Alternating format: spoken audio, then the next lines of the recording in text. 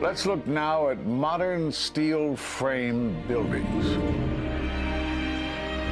This is the Empire State Building, a marvel of modern architecture. It was built to last.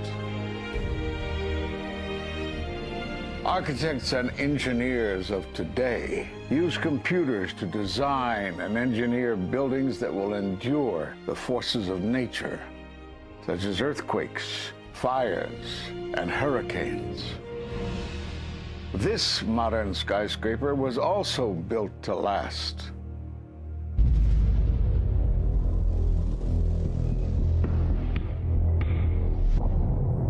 We've seen buildings completely destroyed like this before, but only when done intentionally. Danny Jowenko is the expert on this in Europe. What did he say? Dit is controlled demolition. Zeker weten. Zeker weten. Er is nagesprongen. Dit is in opdracht gebeurd. Dit heeft een team gedaan van experts. Explosives are used to demolish buildings like this in just seconds. Okay, so it's a controlled demolition. What's the problem with that? Well, it happened on the afternoon of 9/11 at the World Trade Center. Keep your eye on that building, it'll be coming down. The building is about to blow up. Moving back. We are walking back. There's a building about to blow up. Did they actually use the word brought down, and who was it that was telling you this? In the fire department, and they did use the word, we're going to have to bring it down. And these people heard explosions. We heard this sound that sounded like a clap of thunder. It looked like there was a shock wave ripping through the building, and the windows all busted out. About a second later, the bottom floor caves out. The building followed after that. He takes his hand off, and you hear 3, 2, 1, and it was boom, boom, boom, boom, boom. And I turned in time to see what looked like a skyscraper implosion. It looked like it had been done by a demolition crew. The whole thing just collapsing down on itself. For the third time today, it's reminiscent of those pictures we've all seen too much on television before, when a building was deliberately destroyed by well-placed dynamite to knock it down. It was almost as if it were a planned implosion. It just pancaked. I remember getting a call from the fire department commander telling me that they were not sure they were going to be able to contain the fire. And I said, you know, we've had such terrible loss of life. Maybe the smartest thing to do is pull it. And they made that decision to pull, and then we watched the building collapse.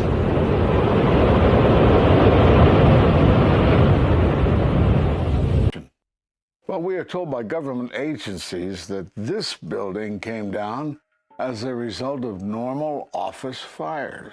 The National Institute of Standards and Technology produced their final report in 2008.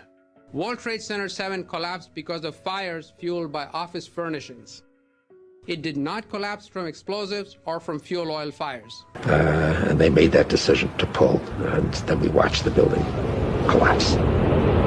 And what caught my eye is more than 1,300 architects and engineers examine the evidence about Building 7's collapse and disagree with the official report issued by the National Institute of Standards and Technology. I certainly am much more open-minded about it than I was, and it is because of the involvement of the 9/11 families and all these engineers and architects. You are about to hear from architect of 23 years, Richard Gage, AIA, member of the American Institute of Architects and founder of Architects and Engineers for 9/11 Truth. Now there are more than 1,500 architects and engineers who say that it could not have been brought down by office fires. They are backed by 9/11 family members who are calling for an independent, unbiased investigation. I'm Richard Gage. Fires have never before caused the collapse of any skyscraper, even though there are numerous examples of much hotter, larger, and longer-lasting fires in these buildings. And in the case of Building 7, the fire that NIST said started the collapse had actually burned out over an hour before. It could not have caused the collapse as NIST claims.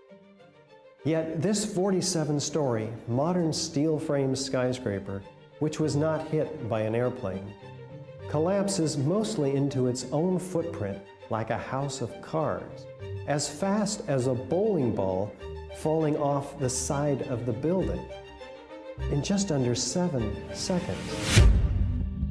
Listen to the experts.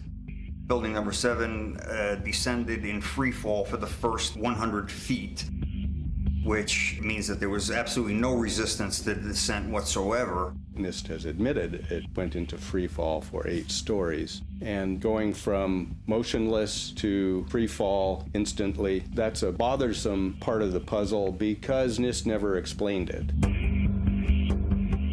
We've got a building that came down in its own footprint, so all of the columns really needed to be severed at the same time in order for that structure to fall the way that we saw. The symmetry is the smoking gun. The whole building completely comes down in one continuous motion.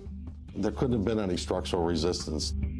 According to NIST, the failure occurred at column 79 on level 12. They're talking about a single columnar collapse or failure that resulted in a total collapse of the building. It is possible that you could have a local failure as a result of a connection failing.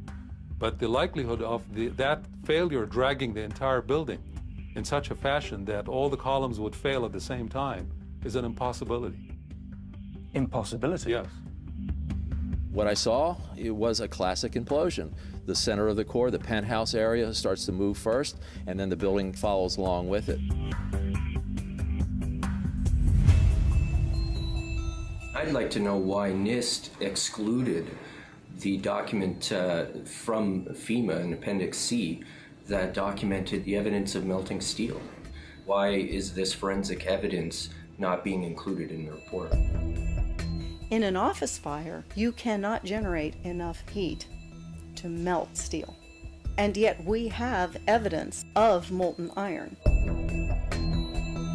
R.J. Lee Company, USGS, and Dr. Stephen Jones's work, all 3 separately found these microspheres. In the dust, we found what we characterize as unreacted thermitic material in the shape of some very tiny red-gray chips, which have different properties, and in the reaction they produce molten iron, which is the prime indication of a thermitic reaction. And such a reaction can be used to destroy steel structures.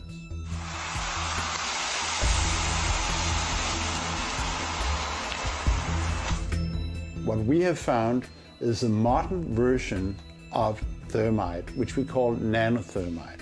There were these iron microspheres present in all of the dust samples that needed to have been formed in extremely high temperatures. I've independently seen thermitic activity within 2 separate independent samples of World Trade Center dust. My contention, based on finding thermite residue in the dust, is that it happened before. It didn't happen after in the fires that ensued in the rubble pile afterwards. All the characteristics of the microspheres tell me that thermite was involved in melting those steel beams. So thermite, if it was present at the World Trade Center and created this molten metal that so many witnesses and photographic evidence shows, would also explain the fact that the fires could not be put out at Ground Zero. The only thing that is consistent with all of the evidence that we have that could cause such a thing is the use of thermite to cut through the steel. You'd get down below and you'd see molten steel running down the channel rails. Like you're in a foundry. Yeah. Like lava. Like lava from a volcano. Well, the manual gets into thermite, and if it says if you have melted steel or concrete, which we had on 9/11, we should test for it. It's this fused element of steel, molten steel and concrete and all of these things all fused by the heat into one single element. We're asking for an investigation that follows national standards. There's no excuse to not test for this. If terrorists use explosives in 93, why didn't we test for them? If all these witnesses heard explosions, why aren't we testing for them? NIST concedes that they found no evidence for explosives. So then we asked them, well, did you look? And they said, no, we did not look for explosives or residues of explosives. So the preconceived notion of NIST is that there's no evidence for explosives, and so there's no point in looking. That is the most unscientific thing that you can possibly think of, not to look because you don't expect to find evidence, and in fact the evidence is overwhelming. They state these conclusions for which there's virtually no evidence, and then they ignore conclusions that can be drawn from the evidence. The Freedom of Information Act request to NIST was denied with the claim that releasing this data might jeopardize public safety. How could it possibly jeopardize public safety? The destruction of evidence was a criminal act in itself. It was already being carted away and destroyed when the FEMA investigators got there about a month after September 11th. You can't do science when you are deprived of the evidence and when your hypothesis is the least valid instead of the most likely. When the most likely hypothesis in the case of Building 7 wasn't even mentioned. This is not science. The scientific forensic evidence, ignored by NIST, but carefully reviewed by teams of technical professionals, corroborates the hypothesis of explosive controlled demolition. We've traveled to 21 foreign countries and 32 American cities, bringing this evidence to the attention of the public.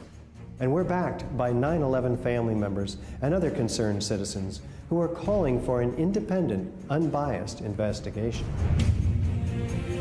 I'm a family member trying to find out the answers to the murder of 3,000 plus people. The bottom line is that it needs to be investigated properly. Please look at architects and engineers. People all around the world, scientists all around the world are questioning this. And there's some deep, deep explaining to do. It took some kind of consciousness raising on my part before I was willing to look at the possibilities. And really, you need to go where the evidence leads. As an engineer, and I have 3 degrees in engineering, I signed that petition for architects and engineers for 9/11 Truth some time ago because the American people absolutely need the truth of 9/11. Look at the evidence. In fact, I'll say this very categorically. Any reasonable person who looks at the evidence that's been brought forward has got to come away with the feeling that something has to be done, a real investigation has to be put forward. We will never heal. This country will never, ever, ever forget that day. We have to demand a new investigation. I want justice here. The country owns this. We were all victims. You all should want answers. It's not just ours, not just mine. We all lost something that day.